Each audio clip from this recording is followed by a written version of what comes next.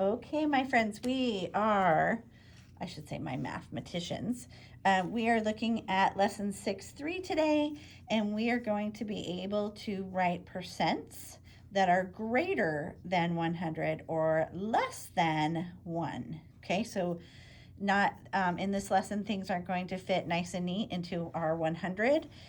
It might be bigger than 100 and it might be smaller than 100, just like that one example we did yesterday, or sorry, in example 3 of the last lesson where it was 625 thousandths. So we're looking at very small percentages, which oftentimes happens in mathematics. So Marcy and Bobby and Max began their homework at the same time. Marcy finished her homework in 60 minutes. Bobby finished his homework in 50% of the time it took Marcy to finish. And Max finished his homework in 150% of Macy's time. So, how long did each of them work? We're going to start with, I'm just going to give you a model because it looks like Marcy is kind of our baseline here. And she did her homework in 60 minutes. So I'm going to do a number line for this one. And so at 100%, it was 60 minutes. So about half would be 50%. And that would be a half an hour, 30 minutes. And then at 0%, we'd have 0 minutes. So this one is Marcy. I want you to go and draw in your workbook page on page 359.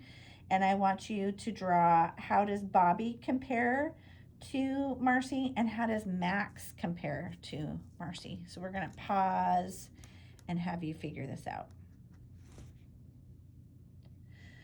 Okay, so we're back. And let's take a look. I think Bobby's is probably the easiest because he finished in 50% of the time. So 50% of the time, this one would be Bobby. We don't have to write anything beyond that one. He is 30 minutes.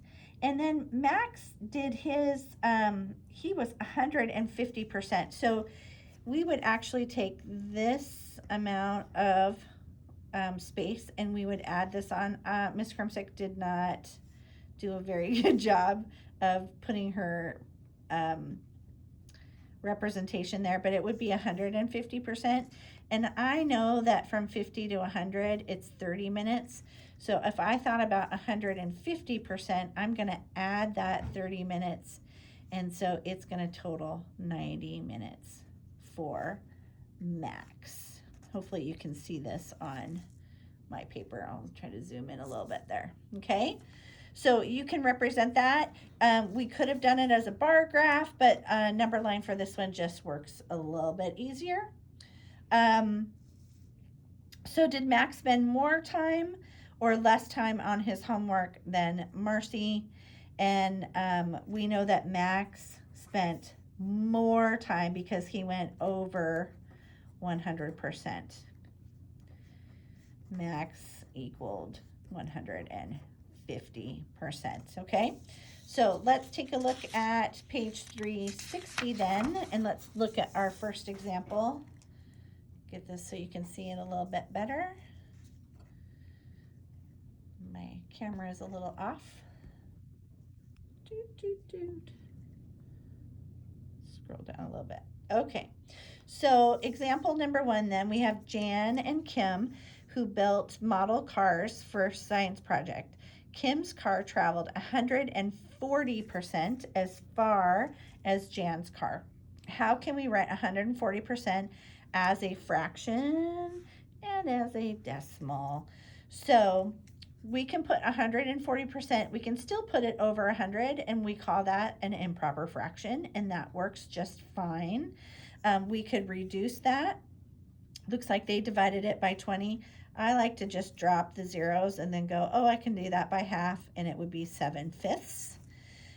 Don't change it to 5/7 because that means something completely different. So we can write 140% as 140 over 100, or we like to put things in nice, neat reductions of 7/5. Okay. On the next part, you can use reasoning or division to write 140% as a decimal. And so again, you can do 140 divided by 100 in your calculator, or you can just do it, I know, in your head. But you should know that you should come out with something more than 1, because we had an improper fraction. Okay, so that's a good way for you to check your answers in these cases. If we have an improper fraction, or if we have a percent that is over 100, then we know that we go and turn it into a decimal. It should be a whole number and a decimal. All right. So if the area, let's do a try it. The area of a new movie theater is 225% of the area of the old theater. What is 225 as a fraction and a decimal? So we're going to pause there and you can tell me. Okay, and we're back. What we would do is we put 225 over 100. So as a fraction, we could leave it like that, or you could divide it in half.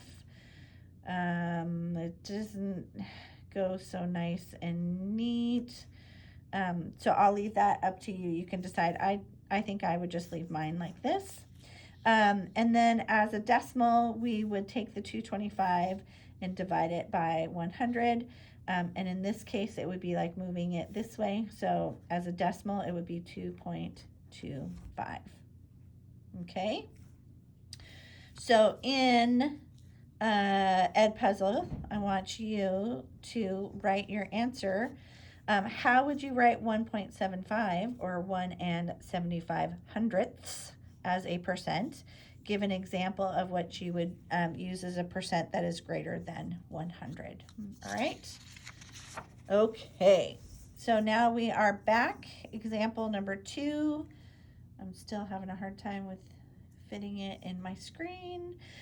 We're going to go the opposite direction now. So we're going to write 1/2% as a fraction and a decimal. So if you can, I'm going to zoom in here. If you look at this, this is 1% and this is half of that percent. Okay, so that gives you a perspective. We're talking tiny here. So if we were to write that as a percent, 1/2% would be 0.5%, which is the same as doing 0.5 over 100. And that we can say is 5 thousandths. And so if we say it properly, it can turn into the fraction, which is nice and neat. And then that can also be put into a half. So we could actually do this same thing, but do 5 thousandths and then reduce that, and it would still reduce to 1/200. So it's kind of a nice, neat little representation there. Let's look at example number 3. We're going to write the percent of a solution. And when you work in chemistry, a lot of times that happens. So in this one, instead of a half, it's not so nice and neat. It's 0.9% of 1%. So it's just barely not a whole there. Same procedure. You're going to say 0.9%. So you have 0.9 divided by 100. Or you can leave it as 9/100ths.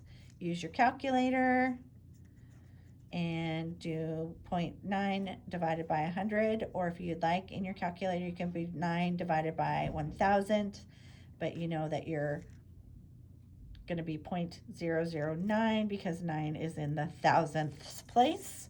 So in the try it, in Edpuzzle, will you please tell me, how can I write 2/5% as a fraction and a decimal, and then also 0.3% as a fraction and a decimal? Go for it.